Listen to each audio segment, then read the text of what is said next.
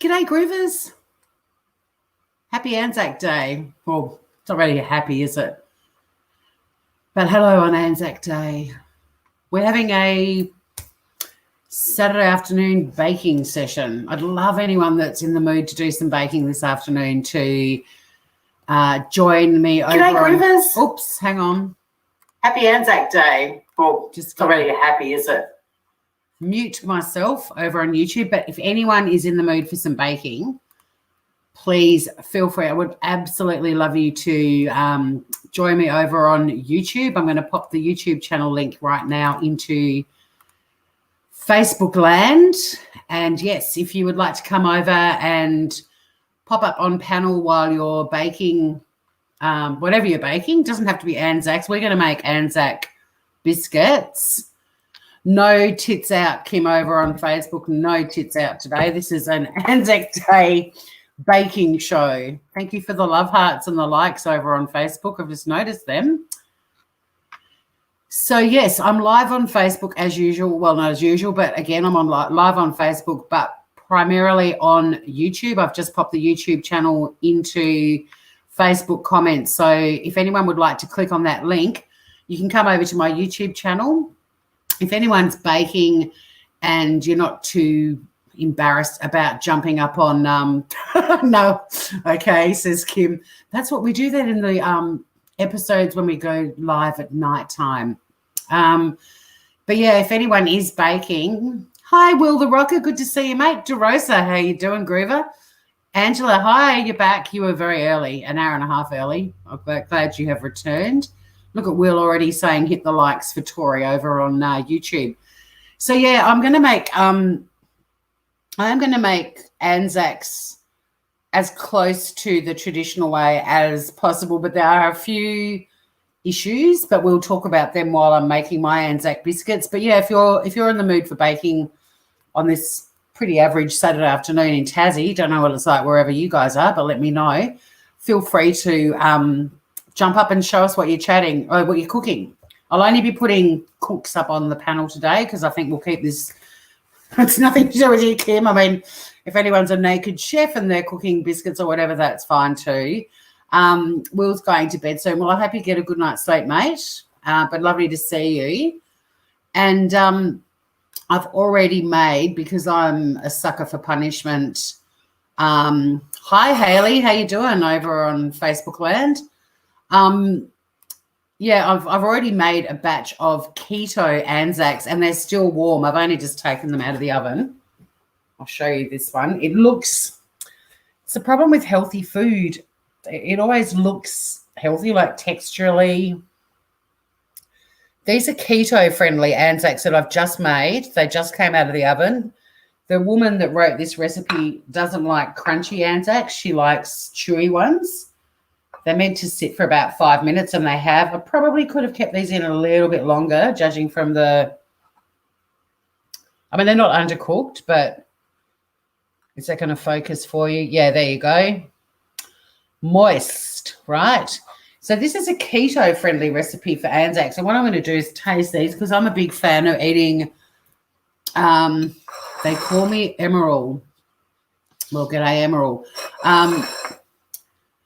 Thanks for dropping in, Will. Sweet dreams. Yeah, I like eating cookies and biscuits out of the oven while they're still warm. So I'm going to do a taste test for the keto one at the start.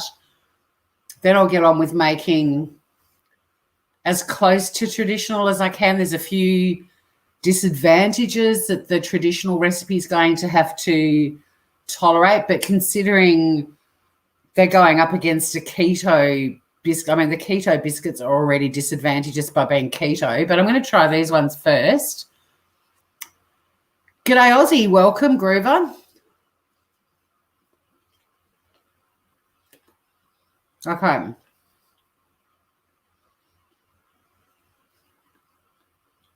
They taste healthy.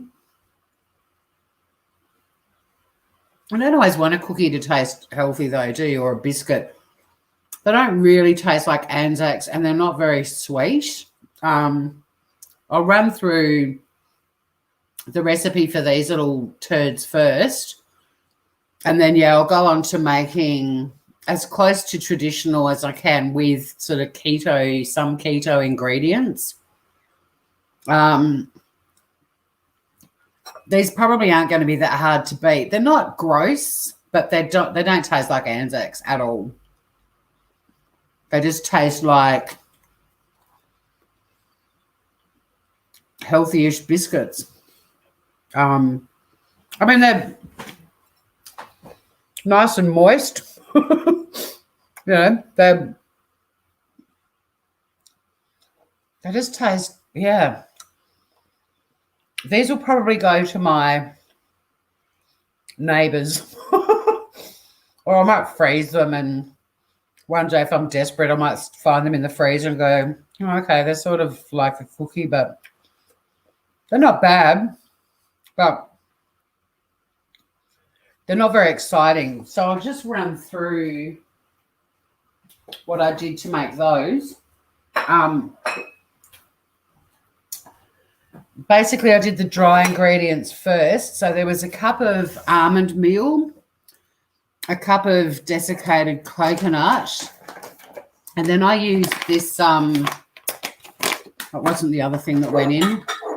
Oh, and a cup of chopped flaked almonds. And you can definitely taste the almonds and the coconut.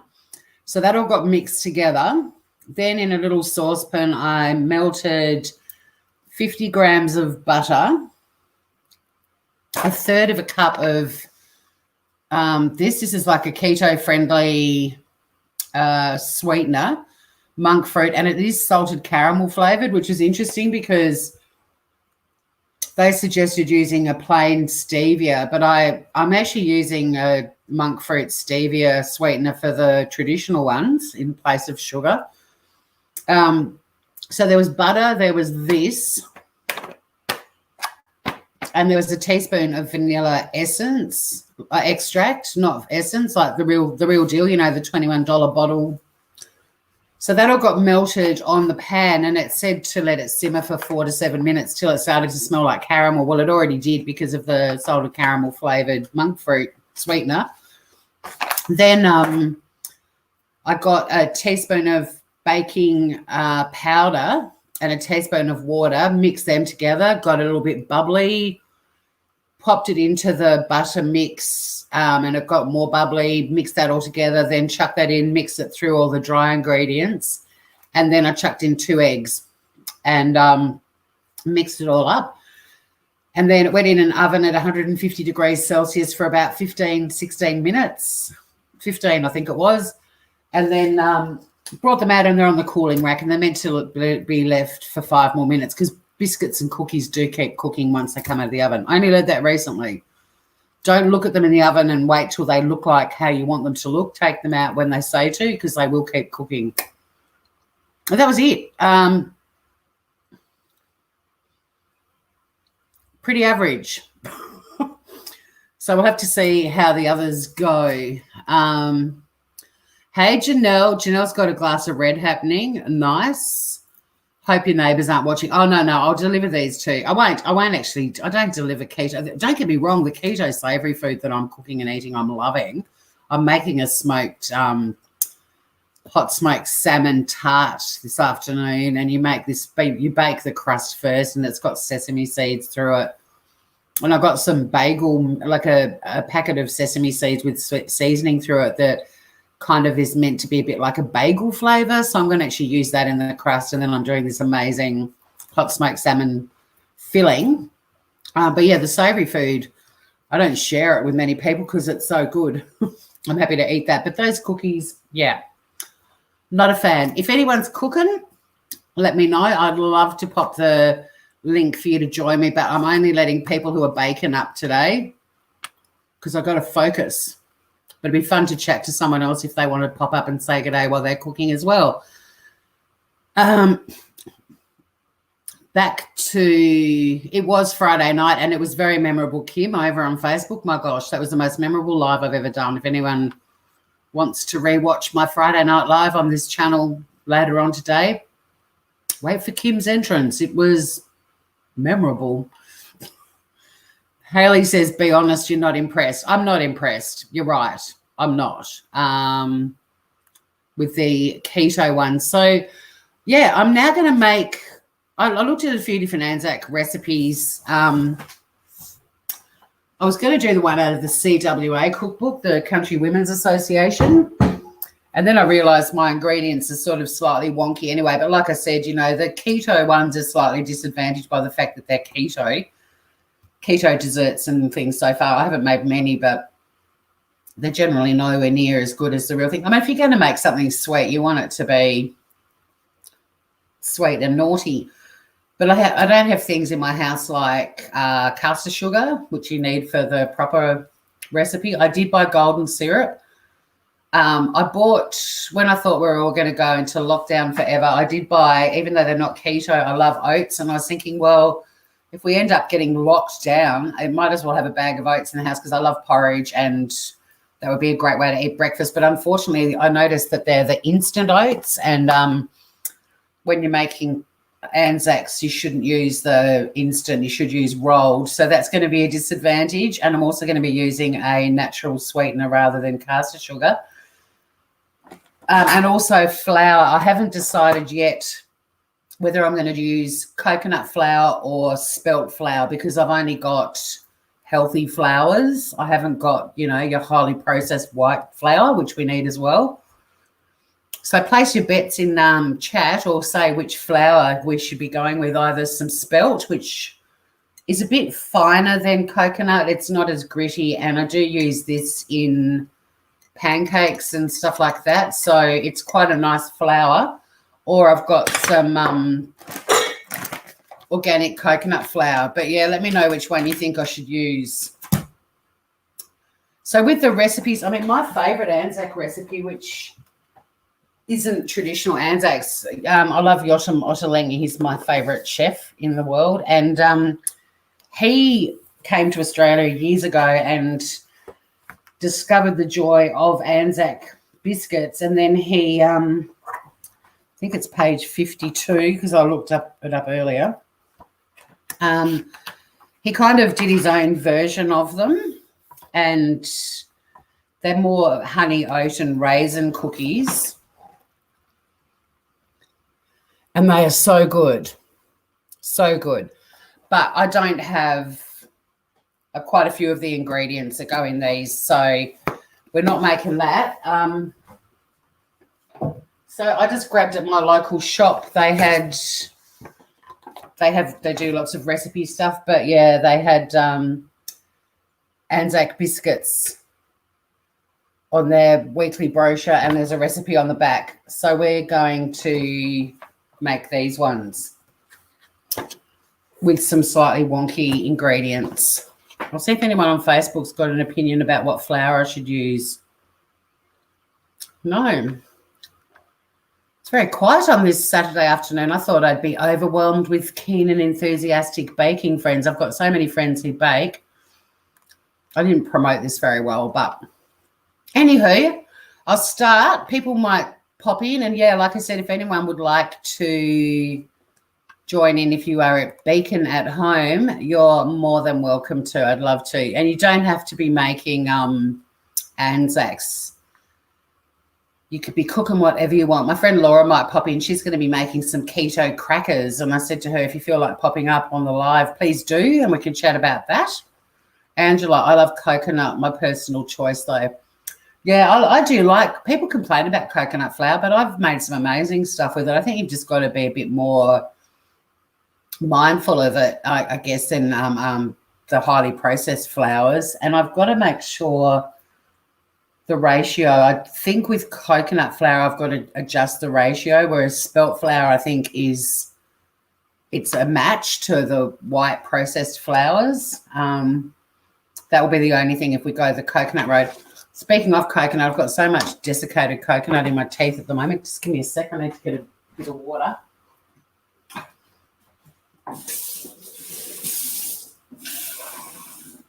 I mean, those other ones are basically a cup of coconut, a cup of almonds, and a cup of almond meal. Pretty gritty, got to say, pretty gritty. So let's get this little baking session on the go. We're going to heat the oven to 160. Probably won't take that long to heat up because it was just on before for the other ones. And I've got my beautiful mum's mixing bowl that I love cooking with. But yeah, already predicting these are going to be slightly disadvantaged because I'm using instant oats and they're wholemeal, like 2 strikes there. And I'm not going to be using white flour, and I'm not going to be using caster sugar. I'm going to use this raw earth sweetener. It's a stevia and monk fruit all natural sweetener. I better just get back to StreamYards. So yeah, that's what we're going to be using as the replacement for caster sugar. So they could be completely screwed, which kind of sucks. So first up, all of the dry ingredients are going to go in. And like I said, you know, instant wholemeal oats. This recipe's insane. It makes 35 biscuits. The other recipe that I made, 2, 4, 6, 8, 9, but I chose to make sort of chunky, bigger ones.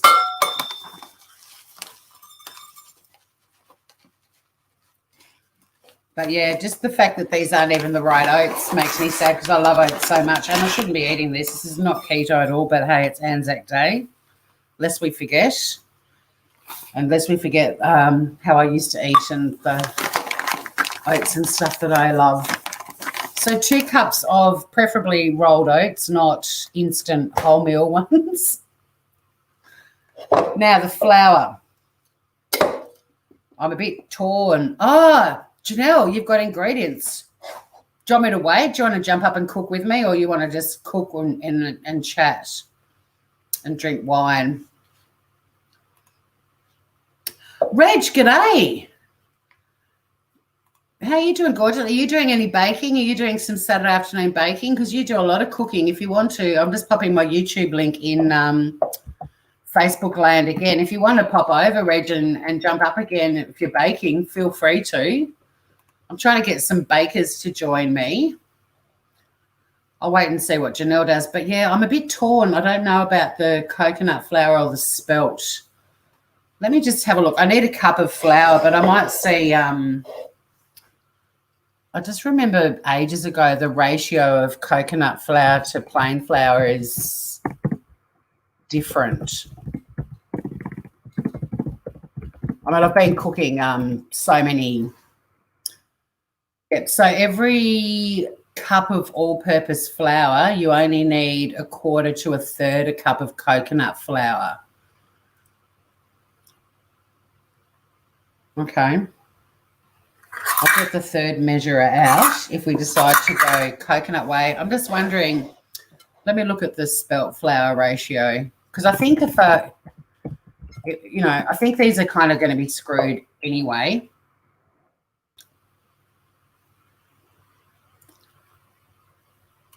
Okay, so spelt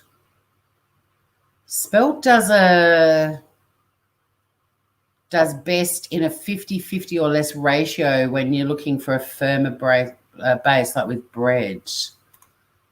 Spelt can be substituted 1-for-1 and up to half of the flour in a recipe.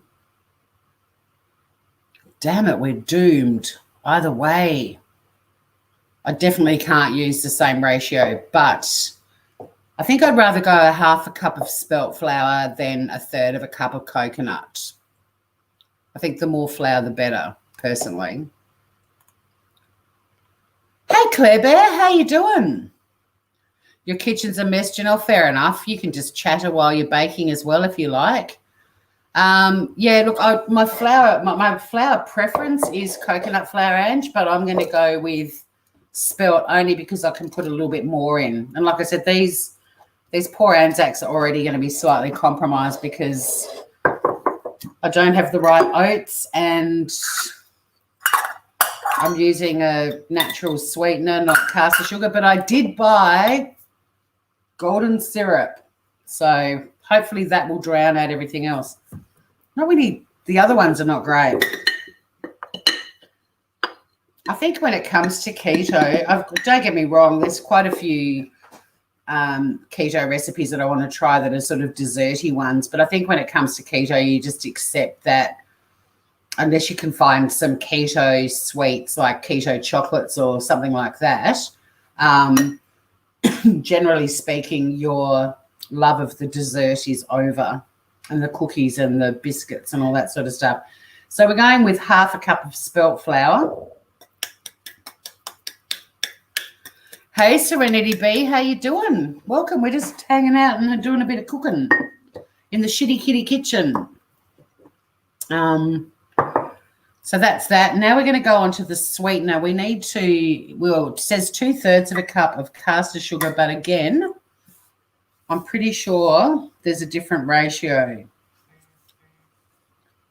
Fucking healthy food, it's all about ratios. So they're saying 2/3 of a teaspoon equates to a teaspoon of sugar.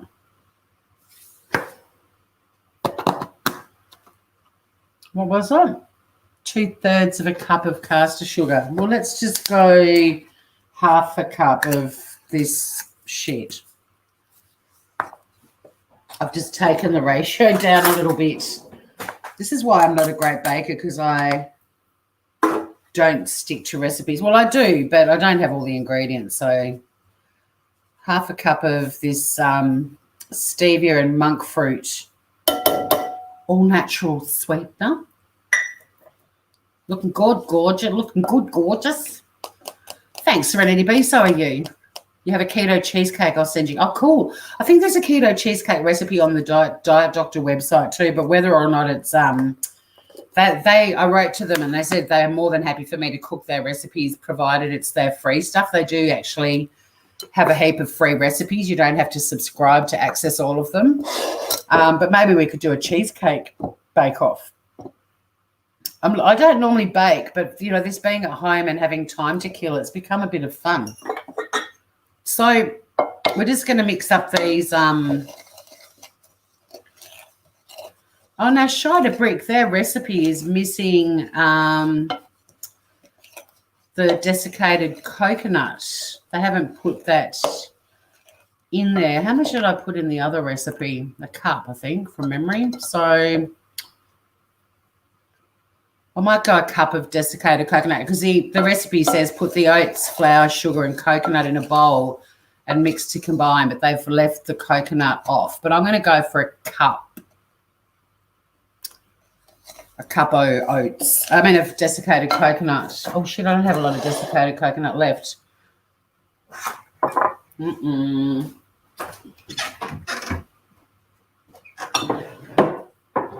got heaps of... Maybe I'll put that in. I love a bit of shredded coconut.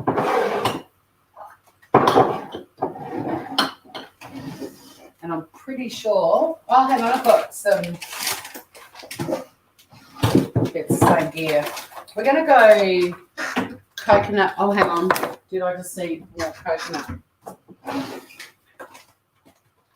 No, it's coconut flour. Okay. All right. I'm going to use flaked coconut, but I'm going to use a cup of it, but I'm actually going to give it a quick whizzer in my little food processor just to try and break it down a little bit. Break it down now.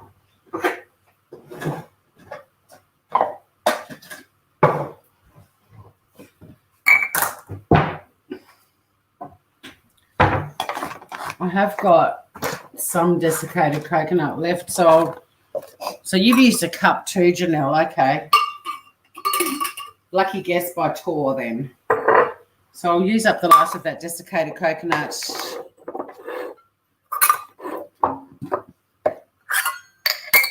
Just pop that in there. It's not much at all. It's just lining the bottom of the thing. So I'm going to fill up this and do a cup of the shredded coconut or the coconut flakes. It gets called different things depending on the brand. But I love it.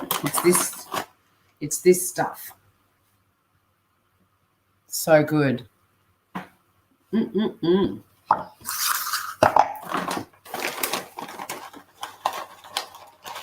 Ooh. Is anyone watching The End Table on Netflix? Or The Last Table? No, I think it's The End Table. I don't know. It's a cooking reality show. It's bloody awesome. One of the episodes, the featured ingredient was coconut, and I was like, oh, I would have nailed that one. That would have been a good challenge for me. I love my coconut. All right. Bit of noise pollution coming up, so brace yourselves, everyone. I'm just converting some flake coconut into desiccated coconut if anyone's just arrived, in case you're wondering what the hell I'm doing.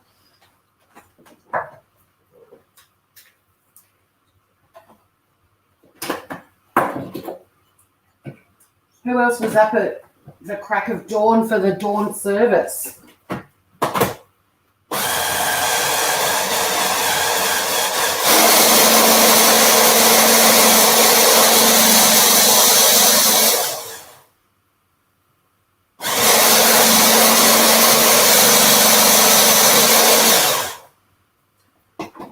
Okay, that'll do. I'm a bit of a rustic cook, which the guy from the Agrarian Kitchen, Rodney, basically told me means lazy. I'll live with it. So, yeah, it's not as fine as a desiccated coconut, but it's a bit better than when it was the big chunky flakes. Not that it would bother me. I'd be quite happy, but I'm trying to make traditional Anzacs with a lot of ingredients that are not in traditional Anzacs. So any help we can get is going to be a good thing. Let's check what there's. Hey, Shannon. The birds will eat them if nothing else. Oh, the crappy, the keto Anzacs. They'll probably kill them.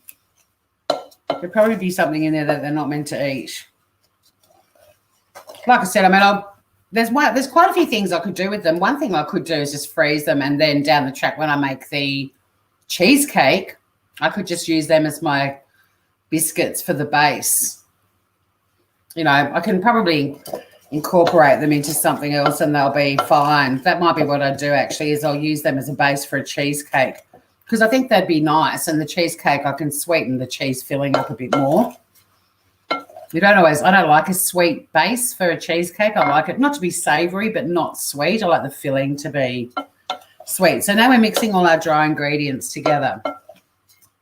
Woohoo. Next up, we've got to do some melting. Like with the previous recipe, you've got to get some ingredients all melted and gluggy and heated up together, and then they get added to the dry stuff. I'm going back to StreamYard. It's much easier to drive this shit from over there. It'd be cool to hear how Janelle's going with her cooking. Anyone else cooking this, are they? Or am Janelle and I the only dags that have turned into weekend bakers? Who knows? All right, we need 125 grams of unsalted butter. Here's some I took out of the fridge earlier. The beauty of these butters is that they have a little measuring thing on the side.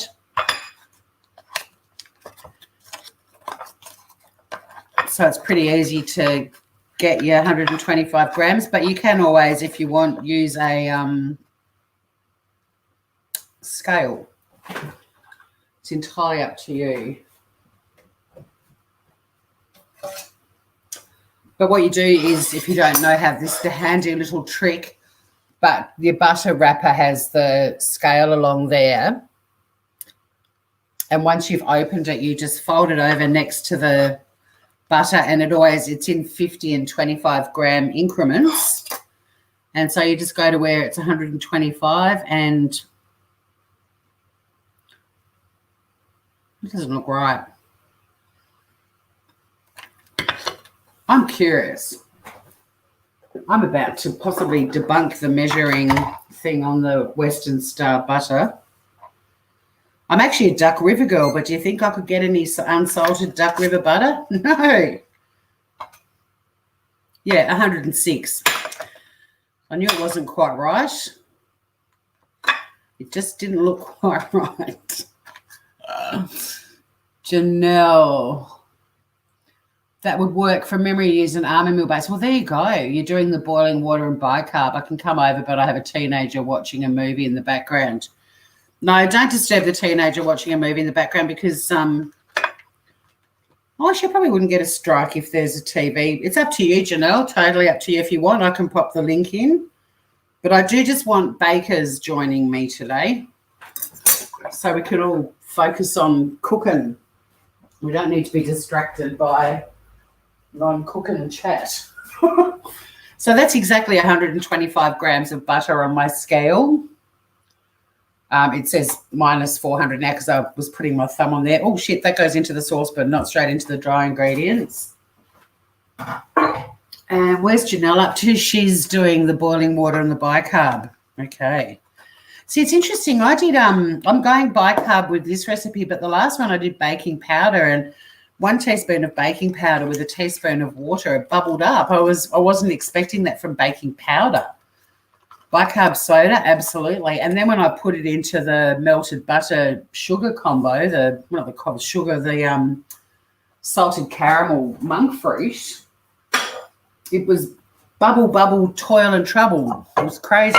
So we've got 125 grams of unsalted butter and 3/4 of a cup of golden syrup. Has yours got golden syrup in it too, Janelle? Oh, you're doing yours in the Thermi. Hey, I'll pop the StreamYard link up.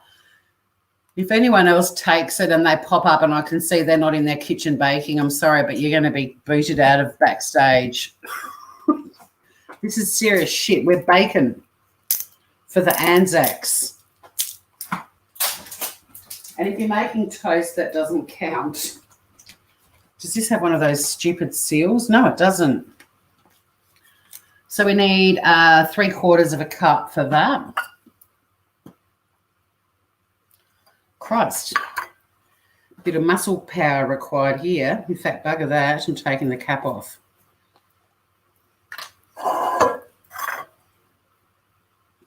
Just using golden syrup, I already think this is going to taste way better than the other one personally. I just don't know how you can do Anzacs without golden syrup. Well, I do know how you can because I did earlier and they were really average. Sorry, keto recipe lady. But yeah, if you want to grab that link, Janelle, you are more than welcome to pop up and show us yourself making Anzacs in your Thermomix. I'm doing the old-fashioned manual labour style of cooking. Here's Nell. There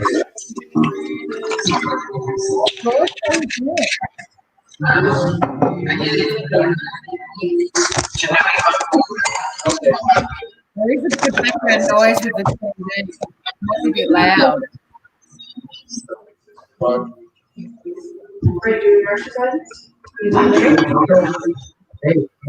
Seriously, she's asking these questions. Maybe. So how loud am I here? Am I here? Oh, you're there. I can see you, but the TV's so loud.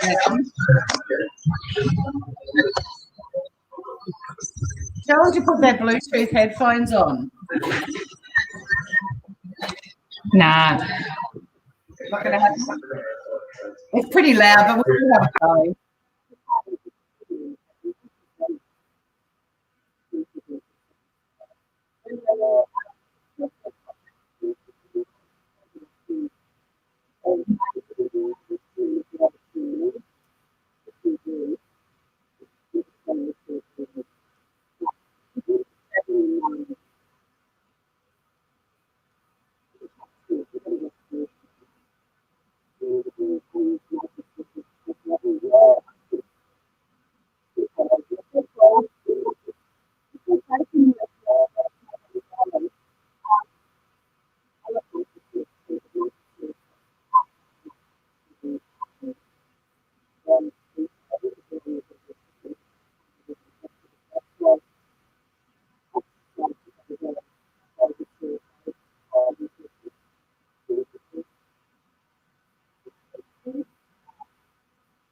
just melting that butter and all that gluggy, delicious golden syrup, which I think is going to make them taste way better than the keto ones. They would work for a cheesecake crust. That's Shannon over in Facebook. Yeah, I'm definitely going to keep them for that. You can't hear me? It might just be your end. Have I got audio? Have I just been talking without any sound the whole time? That's weird. Actually, if I do this, no, see how that circle's happening? That indicates I've got sound. I don't know. Let me know, guys, because if you can't hear me, this is a bit, I'll have to do some interpretive dance or something. Anywho, what am I getting? You're back. Must have been me. Oh, okay, cool.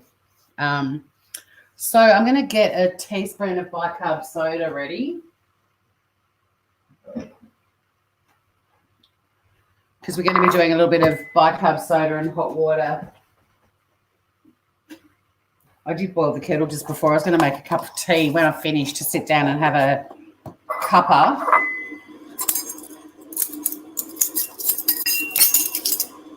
Hi, Raven. You're there. I was nice try, Janelle. It was a bugger. But if it's, when it's chaotic. It was nice to see your face briefly, though. And, yeah, you'll have to tell me where you're up to. You've done the bicarb soda already. Just getting a teaspoon of that. And we're going to add a couple of tablespoons of hot water. Not boiling, but hot. To that. Well, she's already rolling the balls. Go, Janelle. I'm still faffing around. I'm faffing, man.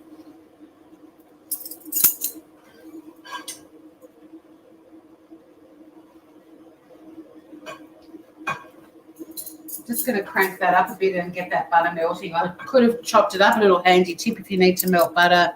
If you chop it up into smaller pieces, it will melt faster. But it's room temperature butter. I took it out of the fridge a couple of hours ago. I got all prepared. I had all the ingredients sitting over here for the two different ketos. But yeah, not ketos, biscuits. But the keto ones, I wouldn't give them as low as a 2 out of 10, but I think a 4.5 is probably the best I can give them.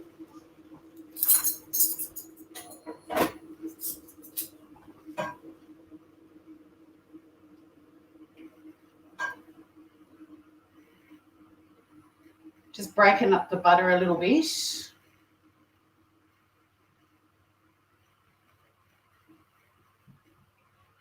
And fuck it, forgot the sugar.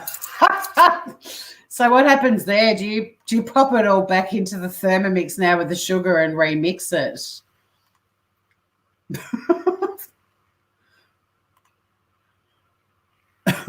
That's made me feel good. I mean, it's weird. Those keto-friendly Anzacs, it made me think when I was eating them, fuck it, there's no sugar in them. Because, I put that monk fruit sweetener and it's a salted caramel flavour. So I thought maybe the salted caramel would make them taste even sweeter, but no.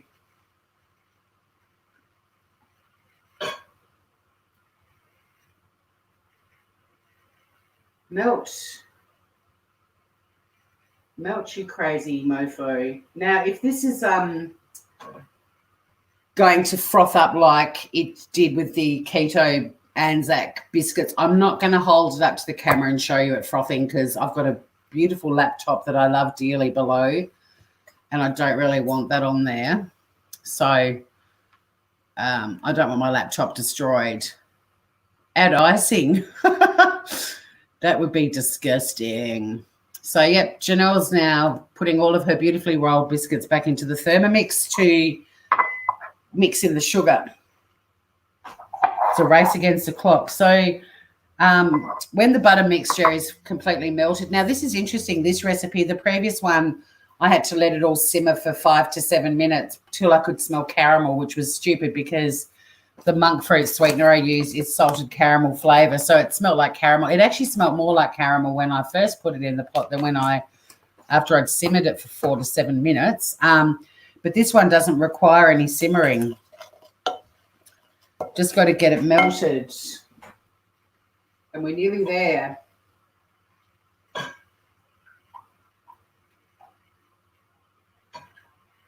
We are nearly there. Now I'm using a non-stick saucepan for this mix, but the previous recipe, when I melted the butter and everything the last time, it wasn't non-stick and it cleaned easily. So don't freak out that you're going to have toffee or something in your saucepan that you can't get off. It cleaned like a dream. Just a bit of FYI. All right, we're nearly there. There's just a couple of little lumpy bits. All right, they've gone. So I've got my little bicarb of soda, a teaspoon of that. I'm adding 2 tablespoons of hot water. I might actually pop it in this just in case. I don't know whether we're going to have a volcanic eruption in the kitchen or not. I know. Well, that's more piss weak than the baking powder. The baking powder was fantastic. So that was just a teaspoon of water and a teaspoon of that barely frothed at all. Anyway, look at me being overly cautious. I used this great big jug and did fuck all. So that goes into the butter mix. Oh, look at that. It's gone all creamy and frothy. I don't know if you'll be able to see it, but it should give you a bit of an idea. It's like a creamy, frothy sort of mix. Here we go. So that. So we just make sure that that's all mixed through together. And then we're going to chuck all of that in the big bowl with the oat mix and mix it all up till it's really well combined. Carol. Mel. I'm never going to live that down. Those of you who've seen Tiger King, I went live last night on YouTube and some dudes rocked up who said I look like Carol Baskin from the Tiger King, and I'm so heartbroken because she's a murderous mole. But anyway, they kept calling me Carol Baskin and kept telling me to do something with my Thermomix, my KitchenAid in the background. Well, this is very sloppy. I'm not happy with this consistency at all.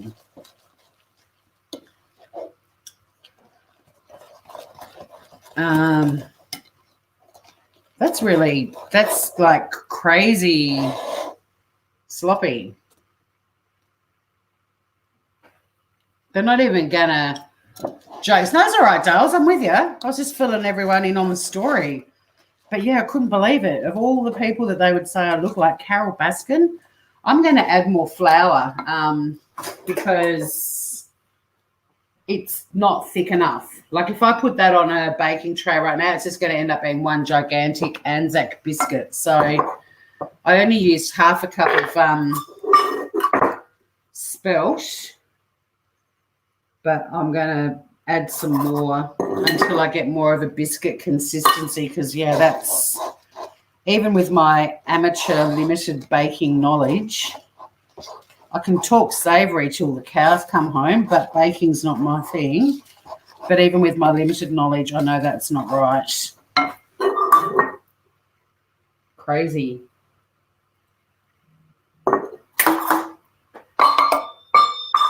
Just keeping adding a little bit at a time till I get more of a... Yours was super dry. opposite ends of the biscuit scale going on here. Oh, a bit of elbow grease happening now. We're getting a bit thicker. Probably still could add a little bit more to this. Because what was it? It was 2 cups of oats. In fact, fuck it. I might as well just use up all the spelt flour too. Pretty sure I've got another thing of that. But if I haven't, we'll just, necessity's the mother of invention right now in self-ISO, isn't it? I wouldn't walk down to the shop for a bag of spelt flour. I'll just keep using coconut flour and stuff. In fact, I might even have to put a tiny bit of coconut flour in this because it's still gluggy as fuck. I mean, it's almost there, but I'm probably going to completely fuck these up now. Interesting that Janelle's was super dry. And mine have gone the other way. What recipe are you using, Nell? Are you on the Country Women's Association recipe? What one are you using? I'm just going to put a little bit, like using half of a quarter of a cup of coconut flour. I think if I just chuck that in, that should be enough.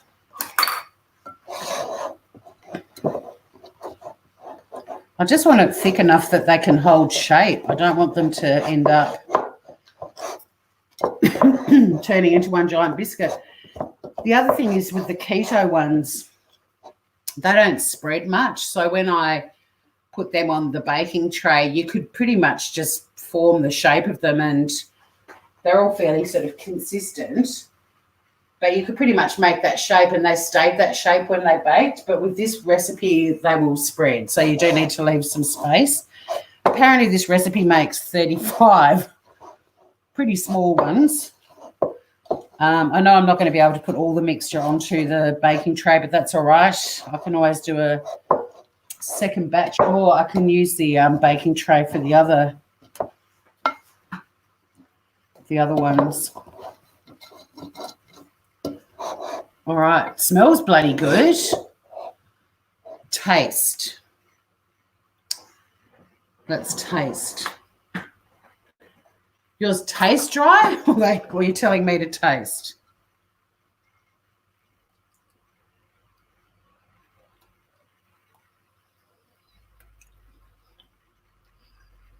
They taste like Anzacs. Oh, my God. Keto, what have you done to me? Oh, my God, they taste... Having oats again. I don't give a shit they're instant oats or wholemeal at that.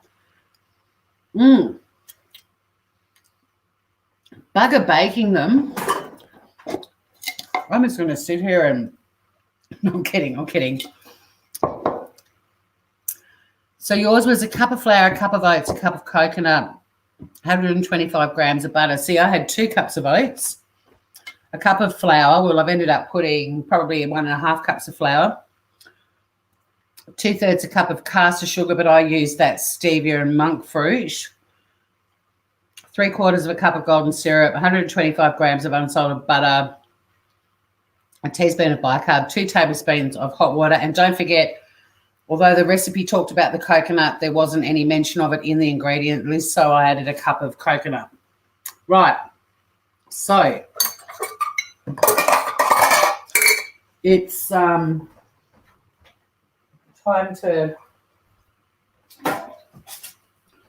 roll these fuckers. Now, with rolling cookies, biscuits, anything like that, I'm actually washing my hands, but it's also really good to have damp hands, and halfway through my rolling, I probably will dampen them again. And this is like super sticky, gluggy mix. You probably want about a tablespoonful of a ball. I'm just kind of guessing. I've already put some baking paper down, but yeah, I'm sort of guessing the size. I'm not measuring out a tablespoon. In fact, these are a bit bigger than a tablespoon. These are super gluggy. Super gluggy. But yeah, do allow for these ones to spread. So I'll probably only put like 6 or maybe I might fit 8 on. I'm making quite big ones. I'm certainly not going to end up with 35. I'm probably making them about 1.5 tablespoons. Holy shit, they're gloggy. All right. I'm going to lose half the mix down the sink. I'll probably just bake 6 of them. And then I'll bake the rest of them and make them smaller.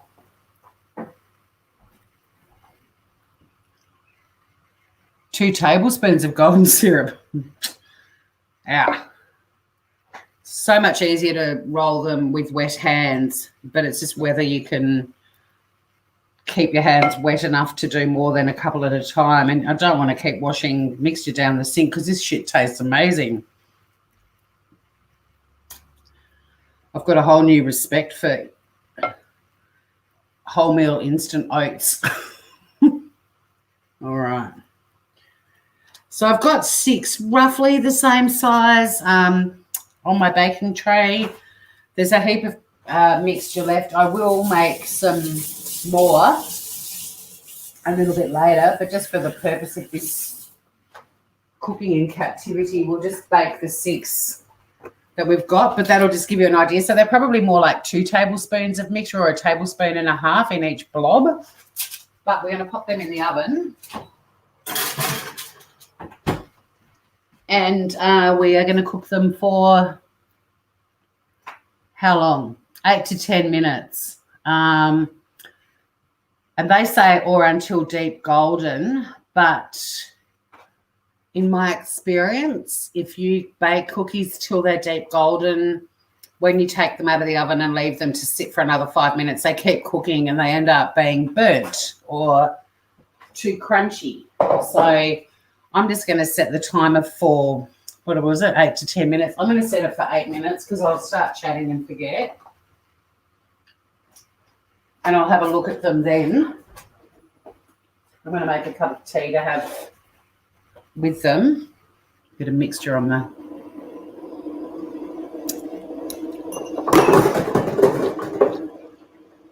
dry. That's why yours would be dry. I think 3/4 of a cup of golden syrup could be the key to the moistness, Janelle. I'll jump over to Facebook and see who's over there. But they're in the oven. I'm making a cup of tea to have with them. The keto version have been scored a 4.5 out of 10. This is as much as I ate out of the keto one. Not because it was gross and repugnant, but it just wasn't anything great. And I've decided, with the support of Shannon over in Facebook and Janelle in YouTube, I'm going to use these for a base for a cheesecake. So, yeah, when I make a keto, because these are a keto-friendly Anzac, but they taste absolutely nothing like Anzacs. They just taste like healthy biscuits. Boring. If you're going to make something sweet, you want it to taste great. Little plug for my friend Lara, who sent me this beautiful little bottle of homemade hand sanitizer from the west coast of Tasmania. West Coast made. Went to the mail, picked up my mail yesterday, and there was a little surprise that had been sent to me by my friend Lara. Now, she doesn't make it, but she bought these hand sanitizers from a little hairdressing salon up in Strawn and sent me that, and it just smells yummy. They will not be as you like them. Oh, you used a recipe from Taste. Taste, for those of you who don't know, is a website, food website, taste.com.au. I personally, I would have loved to have made the Yotam Ottolenghi Anzacs from that book. He does put, I can't remember if it's raisins or sultanas in them, and I was like, oh, that's a bit wrong, but he admits that he's kind of mucked around a bit with the recipe, but they're divine. But I didn't have nearly enough ingredients. So I've actually done the recipe from the Hill Street, your weekly specials brochure from Hill Street, which is a chain of shops in Tasmania. And that's the recipe, which was great, except for the the bit where it left out how much coconut. So I just guesstimated and put a cup of coconut in. But we're trying the Hill Street version of Anzac biscuits. I mean, that's what they look like. Mine are going to be much bigger. They do need to go golden in the oven because it was quite a pale mixture, but don't let them go dark golden unless you like really, really sort of dark, densely caramelized cookies. I like them to be a little bit more, I like to lean more to the slightly undercooked and a little bit doughy, but it's really up to you. And these ones I took out of the oven, and these were dark anyway because the caramel that I made for these, which had the butter, the salted caramel, and the vanilla extract, was really dark, which is why that's dark, but they are actually quite a moist biscuit. But yeah, I'll probably take, and they've definitely gone darker since I took them out of the oven, but I will probably take those out a little bit earlier than some people. Some people probably like them really dark, flat and crunchy. I'm going more for the slightly chubbier, slightly doughier version. Yeah, you could have chucked some cranberries in, although I'm kind of trying to be as close to the traditional ones. Like if I'd done the Yotam one, I would have used the raisins or the sultanas. But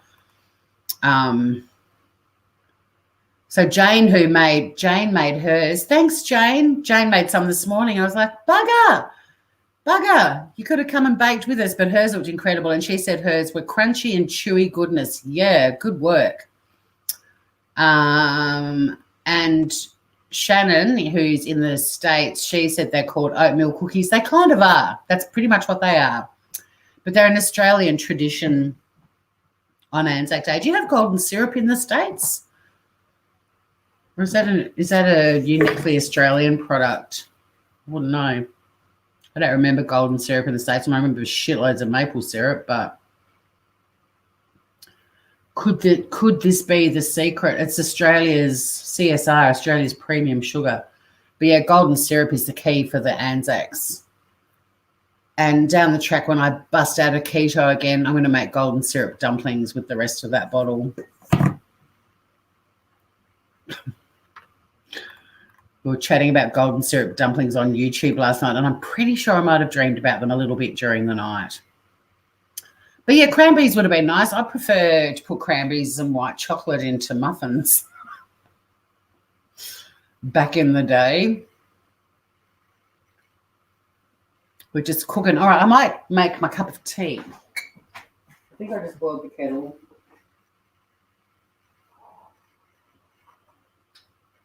Who doesn't like a cup of tea with a freshly baked biscuit or cookie? If whoever doesn't, we can't be friends. We can. But I love me cup of tea.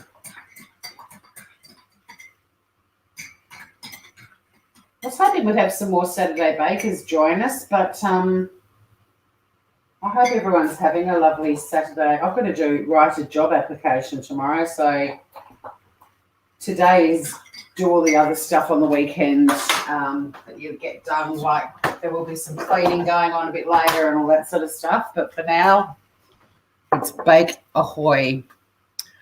You like them thin and chewy. I like them a bit thicker and chewy and a little bit doughy. I'm one of those people, I love raw cookie dough.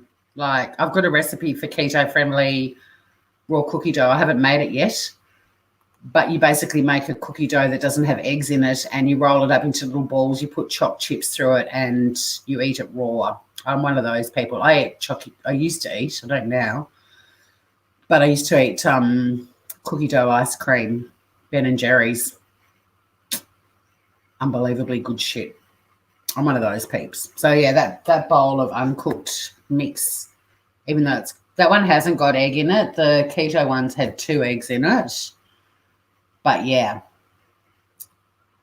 the peanut butter cookies that I make The 3 ingredient ones that are to die for. I've perfected them to have them a little bit undercooked and a bit doughy. Holy shit, they're good. And there's no eggs in those either, so yeah, these are going to take a little bit longer because they're massive motherfuckers. Like this mix was meant to make 35 and I've used about a third of the mix to make 6 cookies, or 6 biscuits.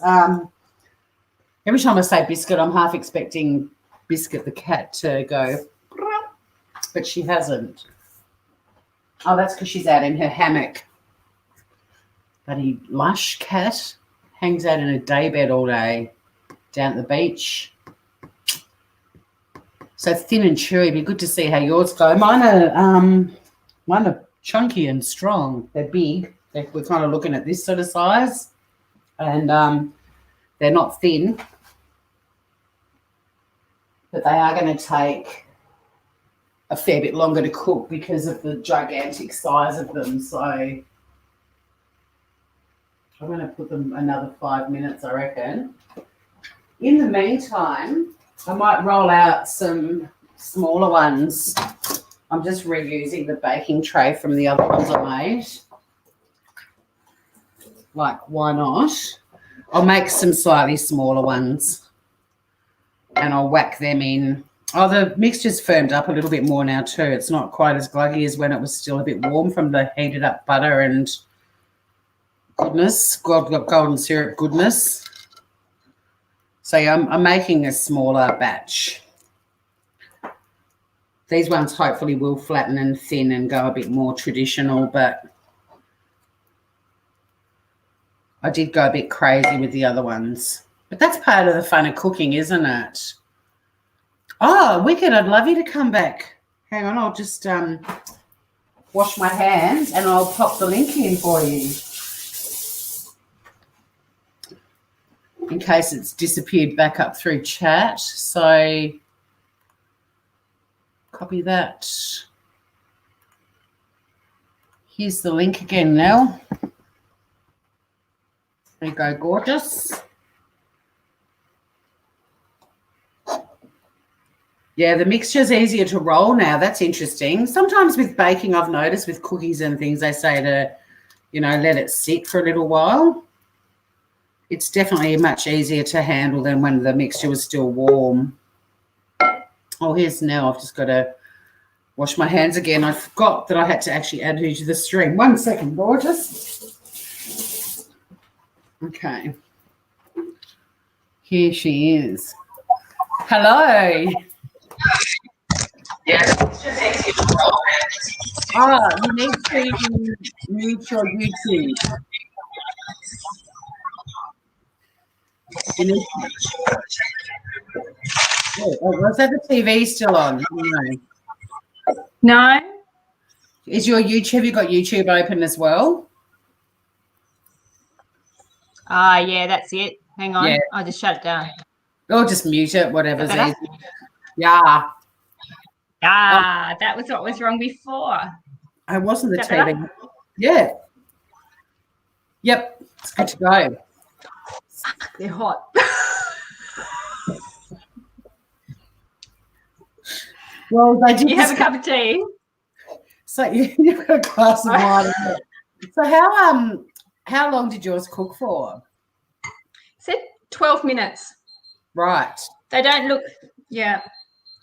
You're I not took happy? them out at, yeah, I'm not happy Well, I've just rolled up. because they're kind of, I'll just let them cool down a bit. Yeah, don't burn yourself. You could dunk them in your wine to cool them down. I've just made a second batch.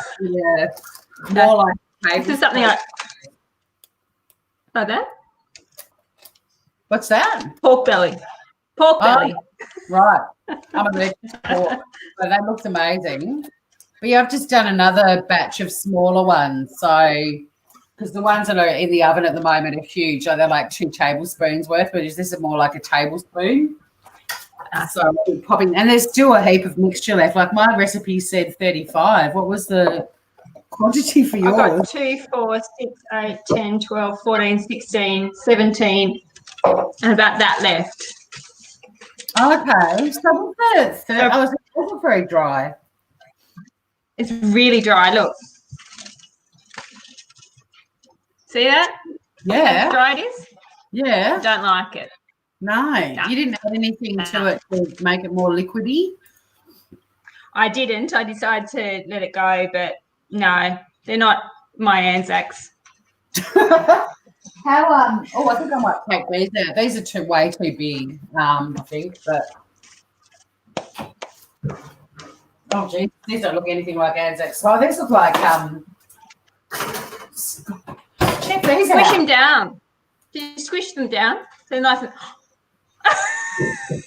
they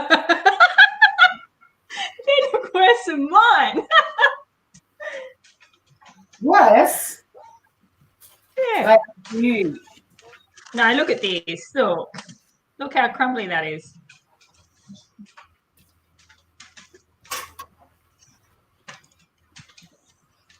Oh. Oh, it's amazing.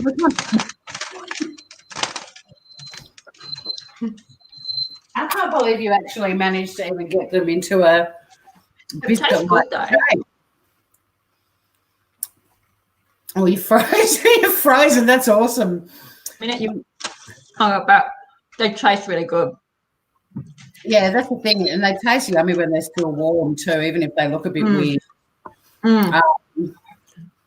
Hey, Richard. Richard's arrived. He said, "Who's the babe on the right?" That's my mate, Nell, Richard. Behave.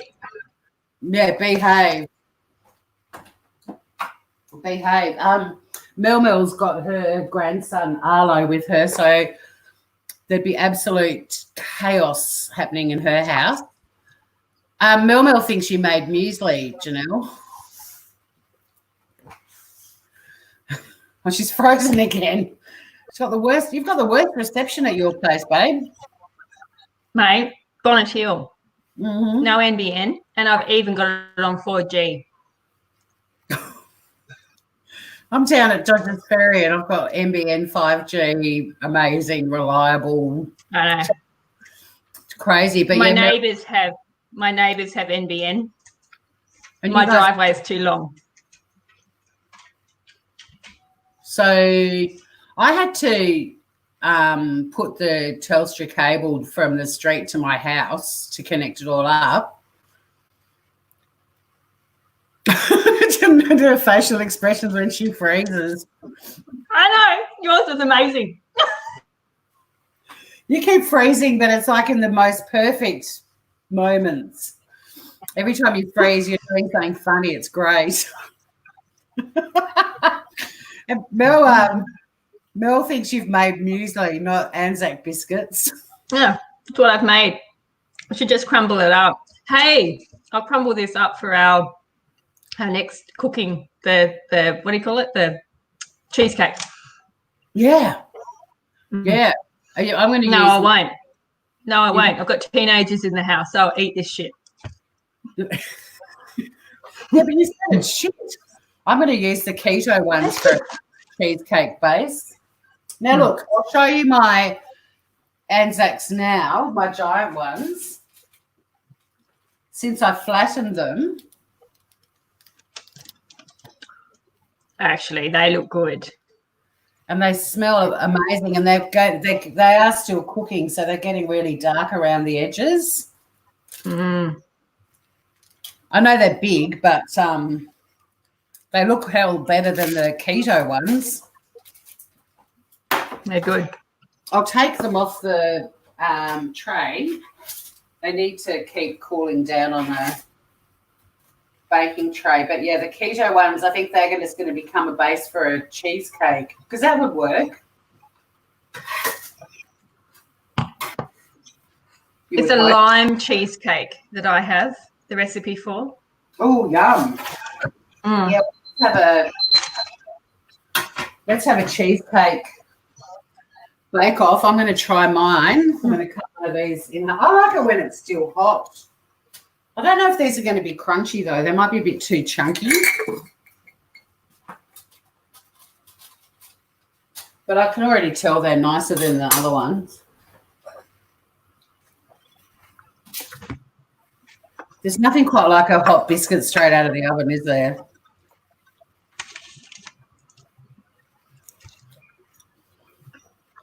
Richard says, Janelle, careful why. Hi, my name's Richard. Add milk to your cookies and get back to me. She's frozen again. She looks mortified. Mel, once again, the shitty kitty kitchen is a gift that keeps on giving. It sure does. Yeah, these aren't cooked enough. They're really yummy, though. Really good. That's good. You're liking your muesli. I really am. Might just be the wine. I used to make my own granola, and I love oats, so it's nice to be eating oats, even though these are, because I've got to factor in too, these are instant oats, they're not rolled oats, and that does affect the texture. Yeah, it would have. They would have kind of started cooking when you added them to the hot mix. That's why it went sloppy. Good point. It's true.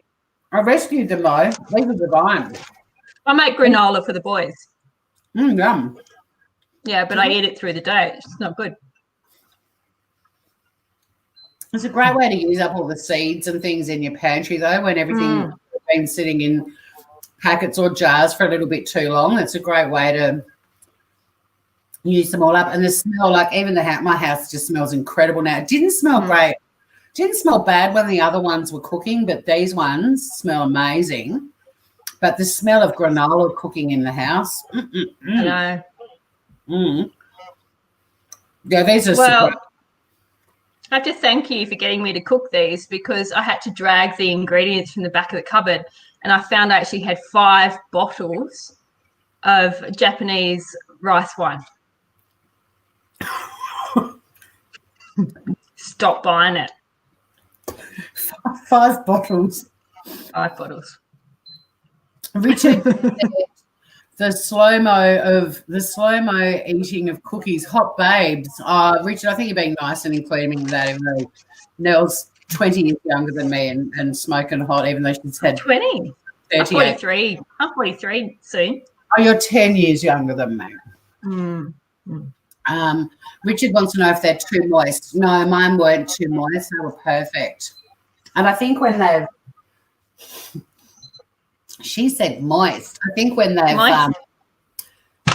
they're drying out or whatever, not drying out. Hang on, we're very gigantic. Hang on, this is better. That's better. Yeah, I know. We're like,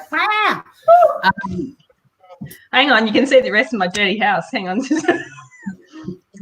I do that too. It's like, oh, I don't want people seeing the sink, and I have to change where the Yeah, at least it's your mess. How about teenager mess? Melmo says, geez, Richard, want me to call the fire truck in to hose you down or what? I just went for a cold swim and this is still getting me excited, says Richard. Geez, dude, it doesn't take much. Everyone, now that we're all in self-isolation, we're getting excited about watching middle-aged women cooking. Richard prefers the gigantic. But I think when they're fully, cooled down on the rack, though, we'll have a slightly crunchy exterior and then really yummy, chewy, moist. I think yours will. It's weird to be eating something sweet again because I don't eat a lot of sweet stuff, with keto. And like gold, it's amazing how much sweeter sweet things taste when you haven't eaten anything sweet for a long time. It's like crazy sweet, but in a nice way. But I'm not going to be able to eat these. These ones will be delivered to neighbours because they're too sweet for me. It's weird. I'm preferring the slightly more savoury keto flavour to the super sweet. But as far as Anzacs go, these are really nice. So well done. Do you know why that is? Do you know every 14 days your taste buds slough? Really? So if you're wanting to change your ways, you only have to wait 14 days. You just have to bear with it for 14 days and then your taste buds will shed. Slop. And yes. Oh, come on. And then you can bear with it. So, okay, that's kind of topical. If I just went off wine for 14 days, Mm-hmm. I wouldn't eat it. Well, I went off wine last year because I got really sick, and when it was time to try wine again, I couldn't stand it. Very sad day. But that's a really interesting thing, though, because these COVID-19 people, well, we lost another Tasmanian today too. That's 10 now. But with the COVID-19 people that are experiencing a loss of taste and smell as a symptom, and with it essentially, you know, the average is 14 days that you've got it. So all of these people, a lot of them are saying their taste and smell still hasn't come back, like even several weeks later. But a lot of them are saying they were getting better when it came back. But you're basically saying they'd have a whole new set of taste buds by then. Yeah, probably. Yeah. Well, I don't know. I'm a long time out of nursing. Hi, Hazel. Richard said he's going to play back this video to my neighbours. Why? They're beautiful bickies. They're going to love them. It's only the only reason I'm offloading the golden syrup ones is that they're just way too sweet. Like, there's no point even. Don't get me wrong. I'm enjoying the one I'm eating at the moment, but even just to like have one with a cup of tea or something, it's just too sweet. And I'm enjoying it for the moment, but the other thing is I've lost 10 kilos. I don't want to put 5 back on because I ate a batch of 35 fucking Anzac biscuits. Nice. These ones are poofing up again. Oh, I just completely munted one. Just totally punched one in the face and destroyed it. That sucks. Yeah, but they are nice. My neighbours would love these. I'm not giving them. Show me up close. Can you put it up to the camera? It's the other half. Yeah, that's nice. That looks good. I'll show you the littler ones when they come out. Come They here, come Henry. shortly. Got a teenager here. Here, try one of these. You go. Try your mum's muesli. This is your sloth baby. Oh, Henry, hi. How'd you know it was Henry? Because he's my sloth baby. It's a sloth baby. Tori used to nurse you. Well, not nurse. Not nurse. We used to hang out. You liked me. You used to come and hang out with You us. did. You used to like Tori. Yeah. What was your preferred? Oh, 6:17 a.m. No, never shut up, Richard. The COVID recovery people will love Janelle's cookies.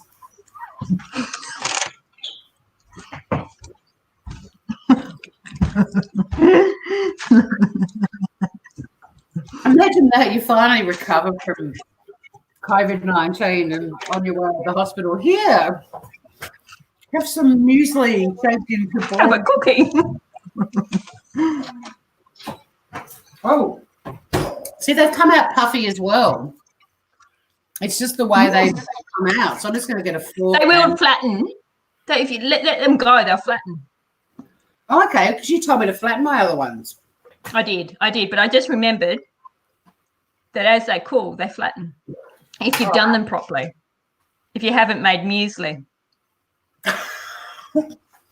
Well, I've got to say, well done, Hill Street, apart from the fact that they left the coconut out. And for those of you, if anyone did grab this from Hill Street and you're going to make these, you do need to add a cup of, well, I guesstimated, but I put a cup of coconut in the actual description. It tells you to mix all the dry ingredients and it refers to coconut, but it's not in the ingredient list. So as a wild and crazy chef, home cook, I threw in a cup of coconut and it seems to be a nice balance. I'll just see if who's over on Facebook World. We need to work out a time to do the everything's quiet over on Facebook World. That's groovy. They're miles behind. They're at me holding up the golden syrup. That was ages ago. Oh.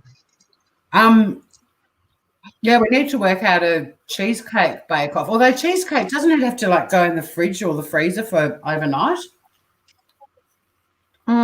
Yeah. It's a but we could do one beforehand. It's a lime one that I have. Yeah, I'll have a look at the diet doctor and see if they've got free because I wrote to them and said I love cooking. Can I cook your stuff on? Because some of their stuff is so bloody good. And they were really cool. They got back to me and said, yeah, as long as you're cooking for the stuff that's free to the public. And so I was like, oh, that means I'll probably be able to cook about 8 things. And there's not hundreds of recipes, but there's a lot. So, yeah. Let me see if there's a free. So cheesecake, they've got peanut butter cup cheesecake, a carrot cake cheesecake, keto cheesecake with blueberries. That's the one I want to make. Lemon lime. Not a lime one? There's a lemon lime poppy seed cheesecake. There's also Christie's lemon cheesecake fluff. We don't want fluff in our cheesecake. We don't want any fluff. There's a low-carb shrimp cheesecake, a savoury one. There's a chocolate peppermint cheesecake mousse. It was the peppermint cheesecake mousse. I don't eat the peppermint cheesecake mousse. Shut up, you'll soon be dead. I want to make the peanut butter cup cheesecake. They've made it in a little love heart mold. It's very cute. No, but I've seen that. The keto cheesecake with blueberries looks good, but the lime, or there's the lemon lime poppy seed cheesecakes. But they're served in a jar. They don't have a crust. But if you want the traditional cheesecake, the keto cheesecake with blueberries is the one. Or we both make the same one. Richard's giving me a compliment for being onto it regarding the coconut. Thanks, Groover. I used to have a foodie website that I basically put all the best, because I cooked so much. I was like, these poor people that are buying cooking cookbooks and magazines and stuff, and they'll try heaps of things. I'm just going to put the best of the best up. But so many times I also rewrote the recipes because they were just so badly written. Like, you'd be 3/4 through the recipe and I don't read the recipe through from like start to finish. I just start making it. And it'd be something like soak for 36 hours. So I'd rewrite the recipe and I'd put up the top, you need to start this 36 hours ahead. You know, that's kind of the most important info. Shouldn't be buried down in the recipe and not mentioned anywhere else. But yeah, the number of recipes that left ingredients off the list didn't actually incorporate them in the recipe. It was amazing how many recipes I rewrote because they just were so poorly written, and also simplified them right down to basic stuff, like took all the frilly words out. I think that's why a lot of people were put off by cooking, because recipes often are just florally essays. Yeah, and they don't need to be. Henry's doing some cooking in the background. Can you see that? He's cooking your pizza. Oh, nice. What's on top of it? Tomato sauce so far. Yeah. What else are you putting on it, Henry? Ham and cheese. Oh, it's complicated. No pineapple? What's that? No pineapple? Oh, no. Definitely not. Not in this house. No pineapple. Do we have ham? Do we have ham? We have bacon. Bacon will do. Yeah, I make a keto pizza that I'll do one night because I think it's a free recipe, like it's a public recipe. But you basically bake the base first, and it's just like 90% mozzarella and a few and cheddar in, and you bake that and take it out of the oven and let it cool down. Then you press the pizza, and it's basically passata and then a shitload more cheese, and then you whack it in the oven. It's incredible. But it's just like I've done that because I used to be keto, and not anymore. Just got a bit lazy. It's good fun though, hey? Yeah, it is. It is. 2-minute noodles. Richard thought Henry was making 2-minute noodles. That is the teenage standard. Have you ever had 2-minute noodles and stirred through an egg when it's hot?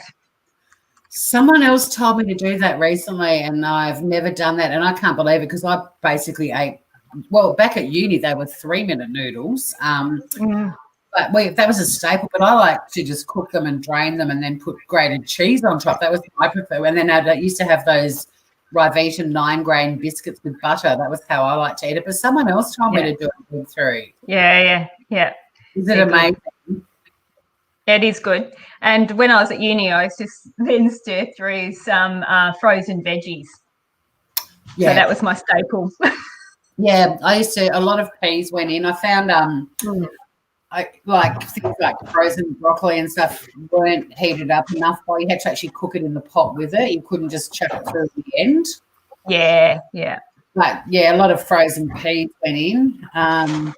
But I was going to do it. I wanted to do this is back when they were 3-minute noodles. I was going to do 300 ways to cook 3-minute noodles. And I interviewed students on their favourite recipes and how they did them because everyone does them differently. Yeah. Mind you, we often have egg. Try it. Yeah, but right at the end, don't cook it through. Like when they're still steaming hot, just stir it through. Wow. Wait, I haven't done that for 20 years. What am I doing?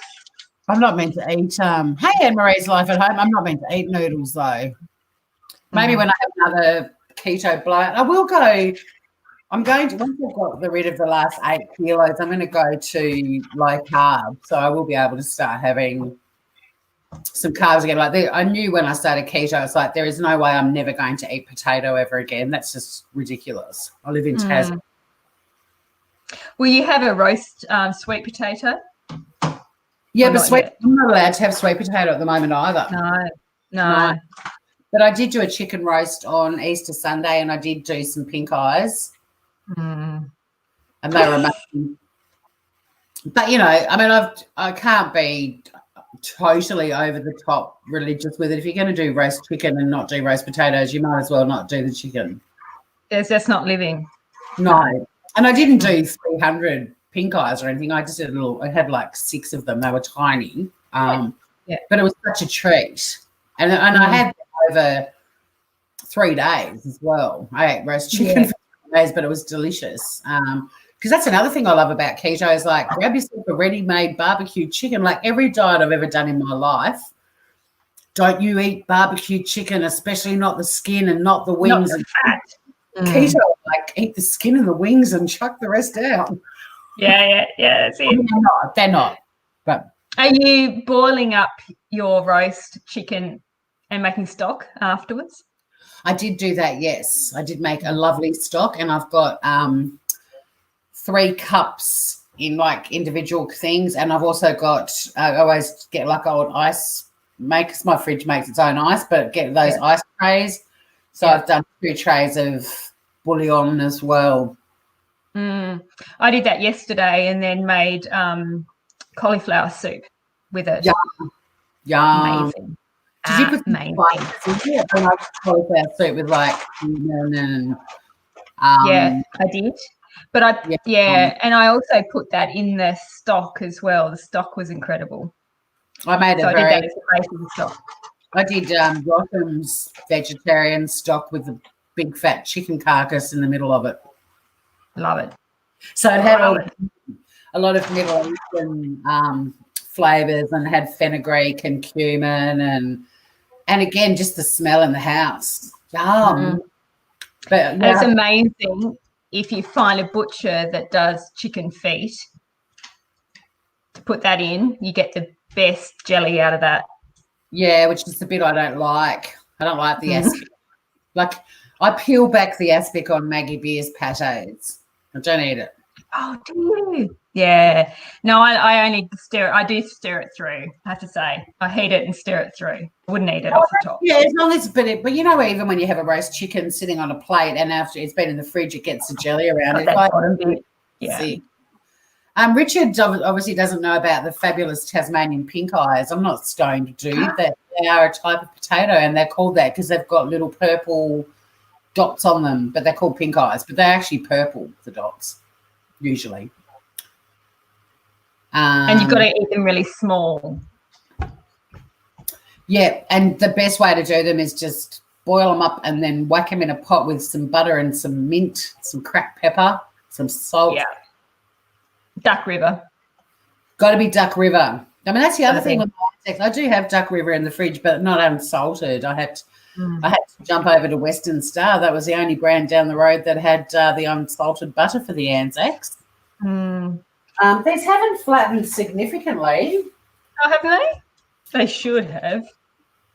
I mean, they've flattened more than they were, but... Yeah, no. I like them really thin. I like them really thick.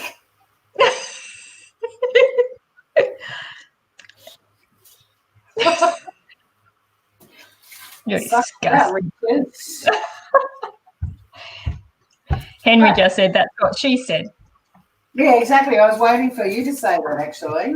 So Henry knows me Don't very have to when I've got disgusting teenage boys. So yeah, mine's because it is because I put more flour meal, but there's no way the way they were because of the instant oats cooking when I poured all the hot butter and golden syrup. So I did need to firm mine up a bit, and Nell needed to moisten hers.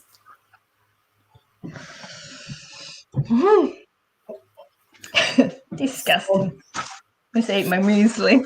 Henry's got a new fan in Melmo. Melmo's got a son who's older than the boys, the twins. But how old's Max now? He'll be 17 on the 16th. I'm just frozen. The 16th of Richard's hilarious. He's been hilarious today. May. Oh, okay. Coming up soon. So a bit younger than Mel's oldest boy. I think Blake is 19, maybe. Mel will correct me, but yeah, she's loving Henry's work. Tell Henry's got a new fan.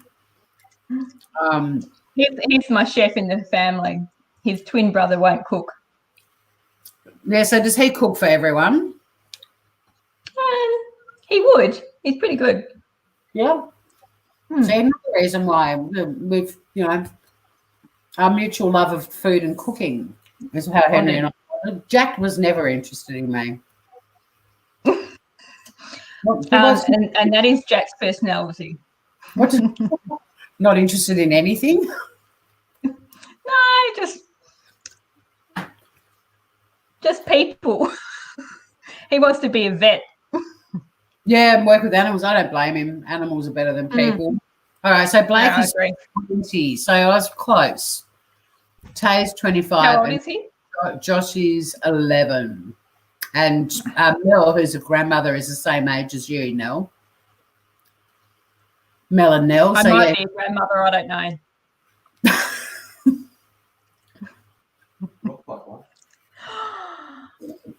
Henry just said you look like one.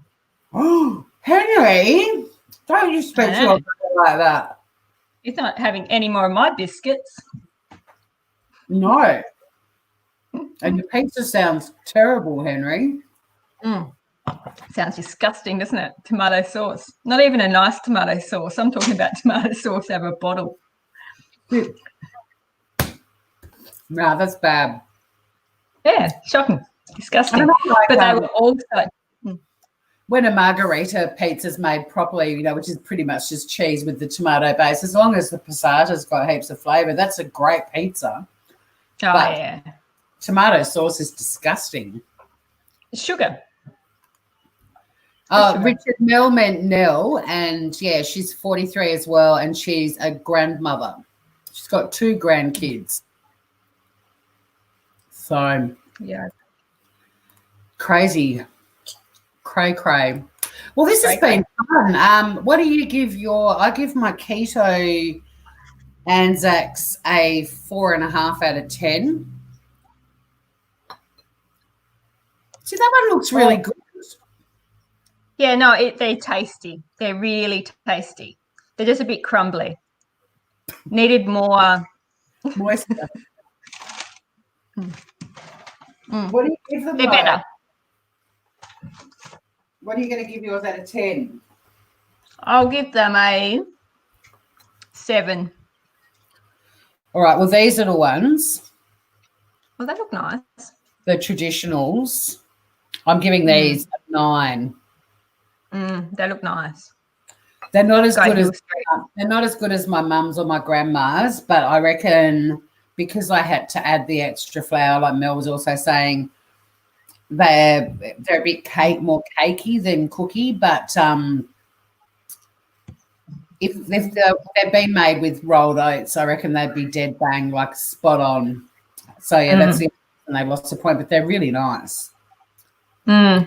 And you know, with CWA, they also say we can't have plain, the like Coles brand anything. It's got to be the proper 4 Roses. Yeah, they've all got shares in 4 Roses, those grannies. They do. Yeah, well, I mean, I'd be screwed because the only Coles thing I used was cold coconut. I mean, seriously, shredded coconut. It doesn't matter what brand it is. But the red That's what I track. use. Oh, okay. Yeah. You're even. CWA hexing you. I mean, this is the brand of all the sort of flowers and things that I get, the Red Tractor health foods. Yeah. And that was the same as the coconut flowers them as well. But I did use coconut. It is organic, but I did use. But seriously, a coconut flake is a coconut flake, right? Yeah, exactly. What does Totally. Richard say? If the Anzacs didn't get shot, Nell's cookies would finish them off. She stuck her fingers up at me. I'm getting even.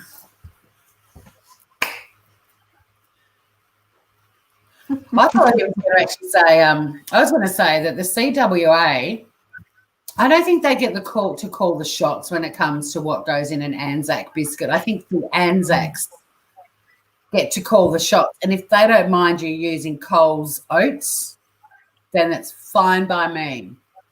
Correct. I think the CWA are a little bit too precious. They can have the monopoly on scones. I'm happy. I've never had a scone better than a CWA scone in my life. But I don't think it's their place to call the shots when it comes to the Anzac biscuit. And I'd like to know I want to know if the New Zealand CWA are as snobby as the Australian ones. I bet you they're not. What are they called?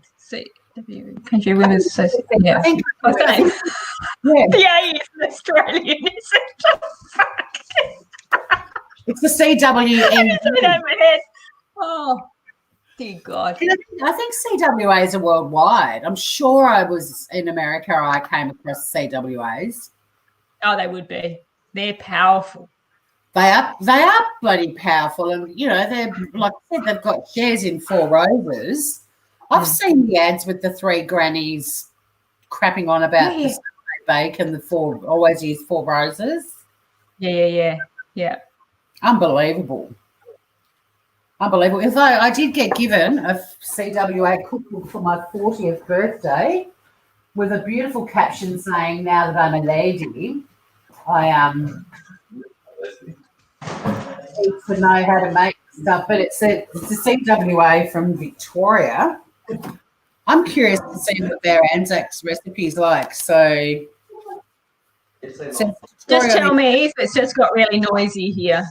It has just got really noisy. It says the red ones come in. I'm not noisy. What are you talking about? Now you're a proper lady. You need one of these. All right. So it's the CWA of Vic, because it was my beautiful friend Janet from Melbourne. Let's see what their Anzac recipe says. Anzac biscuits. Butter, black carb soda, oat sugar, golden syrup, boiling water, plain flour, and coconut.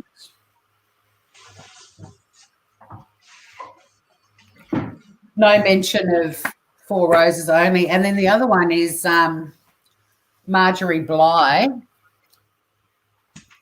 Look at this terrifyingly handsome woman. she's a Tasmanian treasure, or was. I mean, she's no longer with us, but her she gives advice on everything from how to clean candlesticks to how to bake to all sorts of stuff. And my dad makes an appearance. Oh my God, this is bizarre. The Honourable Michael Hodgman, AMQC. My pick of Marjorie Bligh's recipes would have to be her Anzacs. I love a good Anzac. Those and butternut snaps are my favourite. You know, I only really drink beer. Cascade Blue is the one I prefer, and the occasional wine. The exceptions on Anzac Day. Then, in honour of my father, who was a naval officer in World War II, I have at least one rum and milk. Rum and milk, of course, is also known as Nelson's Blood, a fine naval drink. Marjorie Bligh and I have in common that we are proud and patriotic Tasmanians. We would, each of us, say, God save the Queen and God bless Tasmania. God bless him. That's throwback time. This got the worst photo of him ever. Oh dear. It is Does have his white collar on. It is in his naval regalia with his medals on, or grandpa's, but yeah, and quite later in life. And then she says a quarter of a pound of butter, 1 tablespoon golden syrup, 2 tablespoons boiling water with bicarb of soda, sift 1 cup flour. Oh, she puts salt in hers. I used to put salt in mine. I actually had the salt out to put in it. I love putting salt. Normally when I make any bakey sweet things, I chuck a bit of salt in.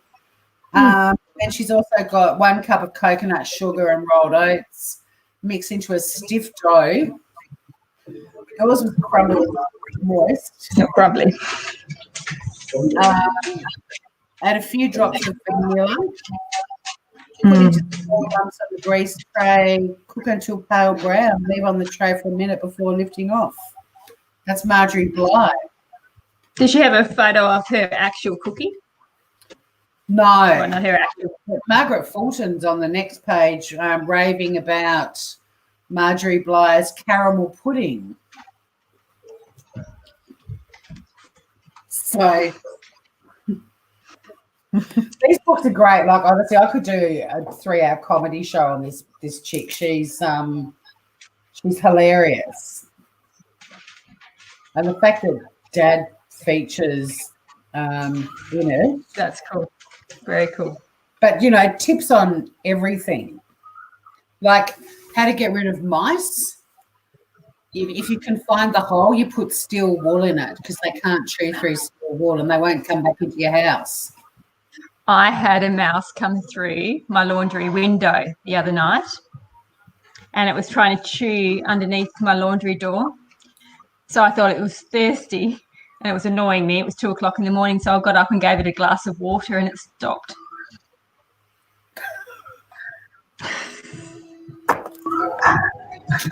Did you sort it up in a wine glasses? I know, to put it in the dog bowl. And he drank it. She's got recipes for cat food. Finely dice and boil 3 sheep hearts.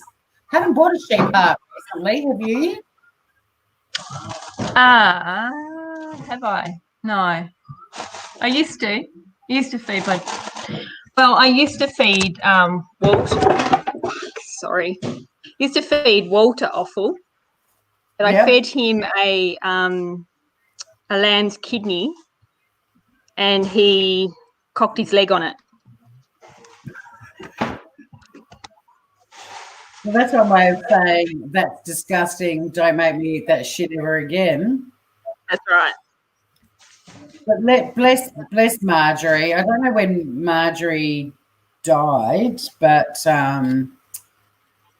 what a fabulous woman. I might try her recipe next year because these are making me feel a bit sick. I think it's because I haven't eaten sugar. Hi, Ruth. Oh, we might wrap this up, but look where you are now with your pretty backdrop with all your... I know. The boys have overrun the kitchen and no privacy here. You've been stroked by a fan, literally and figuratively. Stroked literally and then in chat. My favourite plant is this one. I'll show you my favourite planting one. See if we can get it. This is a pink one. See the pink? Oh, yeah. That's I'll see stunning. if we can get it. Yeah, she's pretty. Wow. Really pretty. Very Thank pretty. you, Spotted Quoll. Spotted Quoll. She gets them in. Oh, right. I was thinking literally like, a quoll out. Oh, no, Spotted Quoll in Hobart. The Yeah, shop. nice. That's beautiful. I got given a really gorgeous peace lily for my birthday that just keeps flowering. There's always 2 flowers on it, and I love that. And I've also got a Swiss cheese plant. Have you ever seen them? Oh, I've got one of them. Hang on. One here. Can you see it? There we are. Can you see it? Yeah. And it's getting long. Like it's over on the corner of the bench, but it's like crazy long. I love it. It will actually hook itself to your wall. Yeah. See that? Yeah. Can you see that?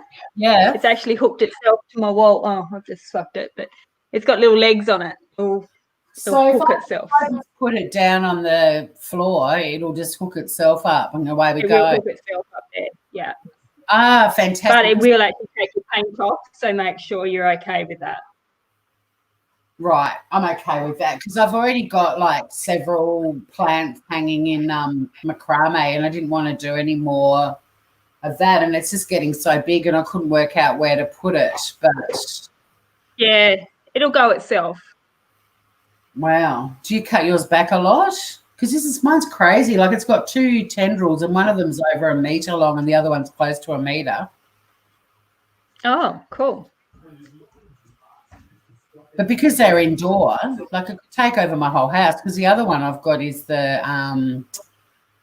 devil's ivy, and that's out of control too. Yeah. You can actually cut them off and repot them. Yeah, true. And get the base really thick. True. But it's Swiss cheese is totally an indoor one, isn't it? Yeah. Whereas I devil's think so. ivy can be both. It grows in and out. So it's just getting so big. I'm trying to work out where to put it. But that's interesting that they've got feet. Yeah, it's got little black suckers, and it goes up on the wall. I had to cut it with a blade because I wanted to move it. Right. Cool. All right, I better go. Yeah, I'm going to go too. Thanks to everyone in chat. Good time to leave. Richard's just got back and we're talking about minge. Stop it, Richard. Thanks so much for jumping up, Nell. It was really interesting to see how different our Anzacs were. Yeah, mine was shit, but yours were good. Well, one lot was good and one was shit. The keto ones I'm not a fan. But let's make a base of a cheesecake. So flick me that recipe. And I'll set for it. And we'll schedule a cheesecake bake off. That'll be fun. Let's do it. Love you, gorgeous. Stay safe. Bye, everybody. Have a lovely Saturday afternoon.